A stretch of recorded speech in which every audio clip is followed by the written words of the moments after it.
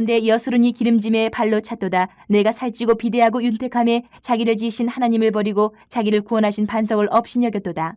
그들이 다른 신으로 그의 질투를 일으키며 가증한 것으로 그의 진노를 격발하였도다. 그들은 하나님께 제사하지 아니하고 귀신들에게 하였으니 곧 그들이 알지 못하던 신들, 근래에 들어온 새로운 신들, 너희의 조상들이 두려워하지 아니하던 것들이로다. 너를 낳은 반석을 내가 상관하지 아니하고 너를 내신 하나님을 내가 잊었도다. 그러므로 여호와께서 보시고 미워하셨으니 그 자녀가 그를 경노하게 한 까닭이로다. 그가 말씀하시기를 내가 내 얼굴을 그들에게서 숨겨 그들의 종말이 어떠함을 보리니 그들은 심히 패역한 세대요 진실이 없는 자녀이미로다. 그들이 하나님이 아닌 것으로 내 질투를 일으키며 허무한 것으로 내 진노를 일으켰으니 나도 백성이 아닌 자로 그들에게 시기가 나게 하며 어리석은 민족으로 그들의 분노를 일으키리로다. 그러므로 내 분노의 불이 일어나서 수월의 깊은 곳까지 불사르며 땅과 그 소산을 삼키며 산들의 터도 불타게 하느도다.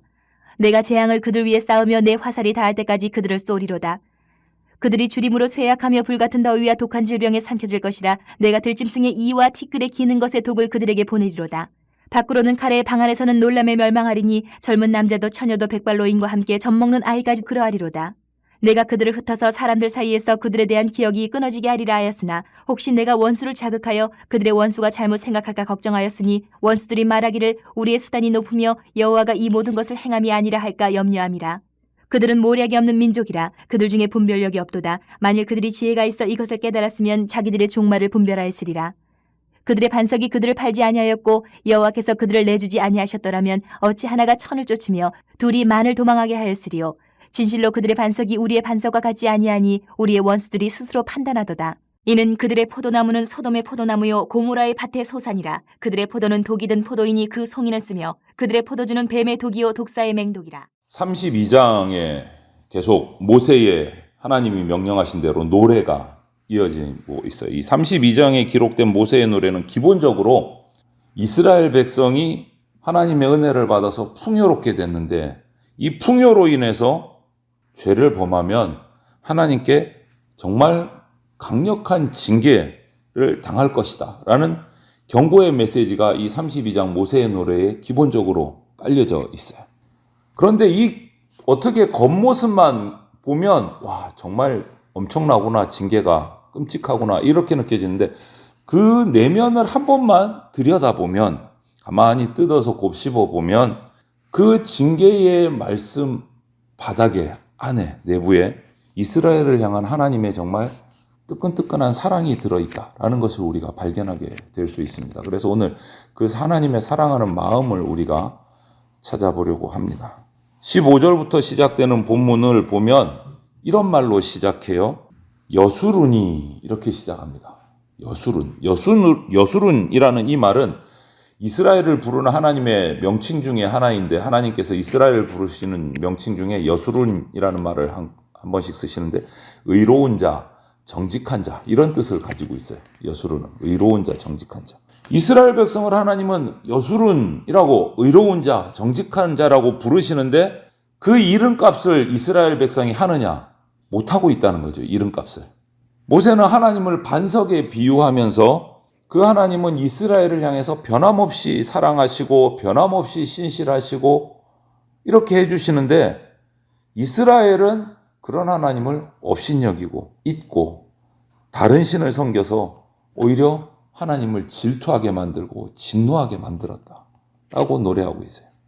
그 결과 하나님께서는 이스라엘에게 진노하시고 징계, 복수를 하시는데 이스라엘이 하나님께 했던 방법을 하나님도 쓰시는 거예요. 어떻게 했습니까? 이스라엘은 하나님 외에 다른 신들, 우상을 섬겨서 하나님의 분노를 일으켰듯이 하나님도 이스라엘에게 직접 징계를 내리시는 게 아니고 이방 민족들, 우상을 섬기는 이방 민족들을 사용하셔서 이스라엘을 분노하게 하시겠다라고 오늘 선포하시는 거예요. 21절에.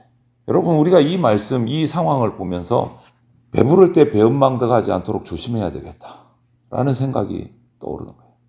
이스라엘은 어렵고 힘들 때 하나님만 붙들었습니다. 그러면 하나님이 각별히 보살피셔서 눈동자같이 보살피셔서 다 채워주시고 윤택하게 만들어주셨어요.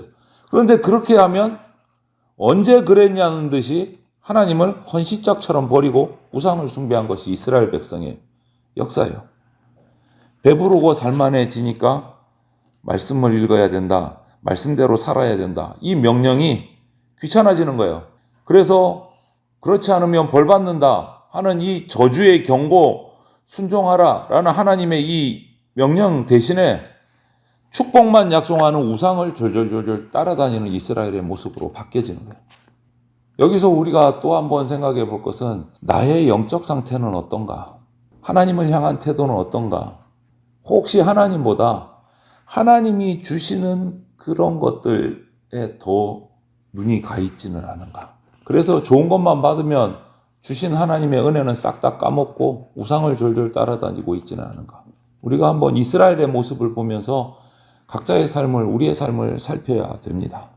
또 이런 반복이 일어나니까 하나님은 분노하셔서 오늘 22절을 보니까 이렇게 말씀하세요. 세상에 가장 깊은 곳인 수올, 가장 높은 곳인 산까지 하나님의 진노의 불로 다 태워버리겠다. 이처럼 하나님은 당신이 택한 자, 당신의 백성이 우상 숭배하는 거 용납하지 않고 분노하십니다. 혹시 우리가 하나님 아닌 것을 신뢰하고 있다면 하나님의 진노가 임하기 전에 빨리 돌이켜야 된다.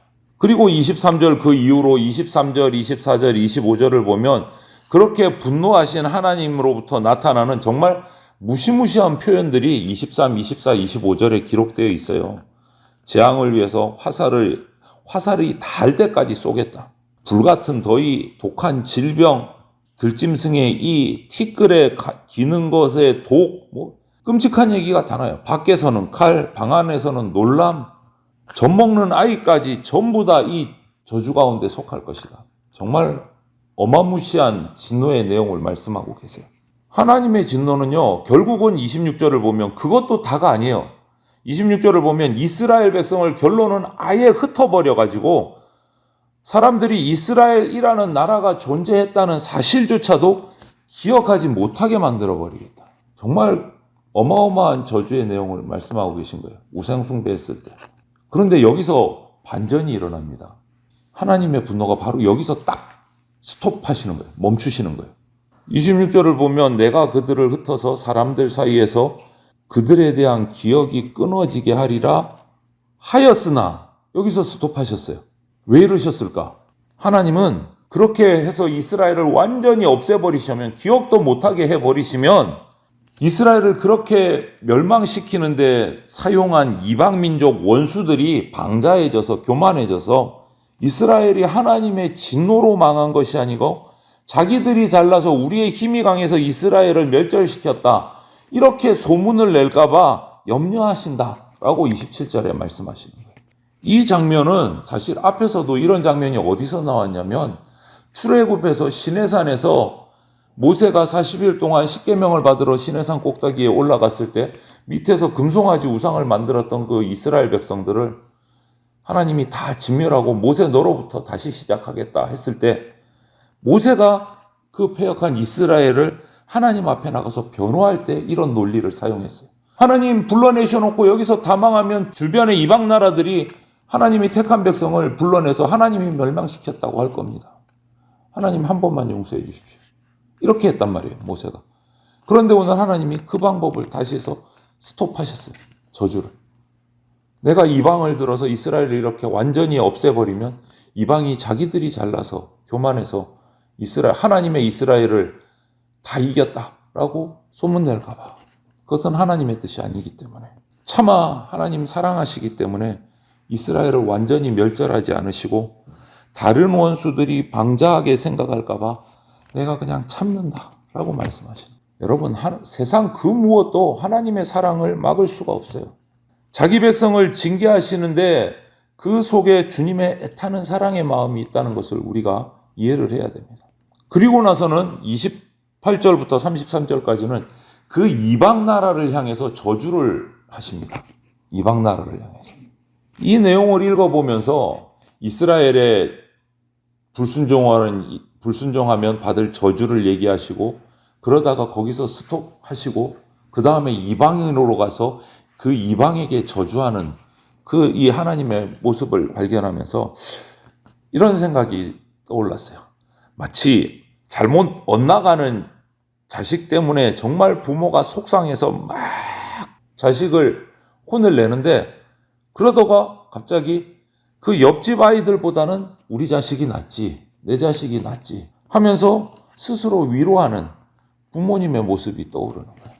이스라엘을 괴롭히는 이방 민족들이 지극히 어리석어서 하나님이 허락하지 않으면 이스라엘을 이길 수 없다는 사실을 그들은 깨닫지 못하고 있다 라고 오늘 28절부터 30절에 얘기해요. 자기들이 잘나서 그런 줄 안다. 자기들이 반석이라고 생각하면서 믿고 섬기는 우상이 이스라엘의 반석이신 하나님 여호와 같을 수 없음을 알지 못하고 있다. 그들도 벌받아야 된다. 이렇게 앞에서 이스라엘을 향한 심판을 길게 말씀하셨던 하나님이 이번에는 이스라엘을 벌하는 데 사용한 이방민족을 저주하고 계시는 거예요. 결국 하나님은 당신이 택한 백성을 판단하시고 불쌍히 여기십니다. 벌을 하시면서 심판과 저주를 하시면서도 그 말씀 가운데 사랑이 묻어나는 거예요. 회초리를 때리시면서도 마음이 아프신 거예요. 눈물이 나시는 거예요. 내가 회초리를 때리지만 다른 이방민족이 욕하는 것은 내가 참을 수 없다라는 거예요. 이게 뭡니까? 하나님의 사랑의 마음이에요. 우리가 어려운 일을 당해서 하나님 앞에 나와서 부르짖어 기도할 때가 있습니다. 내가 그렇게 기도하다 보면 내가 왜 이런 일을 당했는지, 내가 어떤 잘못을 하나님 앞에 저질렀는지를 깨닫게 돼요. 그래서 더 기도하다 보면 내게 그것 때문에 주시는 하나님의 이 징벌, 회초리가, 징계가 그냥 징계로 끝나는 것이 아니고 나를 향한 하나님의 사랑의 선물이구나 하는 것을 깨닫는 자리까지 나갈 수 있게 됩니다. 여러분, 고통 가운데 있을지라도 기도하시고 하나님 앞에 엎드렸을 때 하나님이 베푸시는 그 사랑을 체험하시기를 바랍니다. 우리를 사랑하시고 우리의 사랑을 바라시는 그 하나님의 불같은 사랑을 기억하십시오. 신명기에 지금 32장에 나오는 어떻게 보면 이스라엘에 대한 고발장과 똑같은 이 모세의 노래에 귀를 기울이면서 미리 심판의 길을 피하는 것은 순종밖에 없다. 그것이 우리가 살 길이다 라는 것도 깨달아야 됩니다. 그리고 주님이 끝까지 우리를 사랑하심을 믿고 주님의 말씀에 순종하는 우리들이 되기를 소망합니다. 하나님의 의로우심은 죄지은 이스라엘을 심판하는 근거도 되지만 역설적으로 죄지은 이스라엘을 구원하시는 근거가 되기도 합니다. 내 죄를 심판하는 하나님에게서 오늘 하루도 나를 사랑하시는 하나님을 만날 수 있게 되기를 주님의 이름으로 축원을 드립니다. 아멘.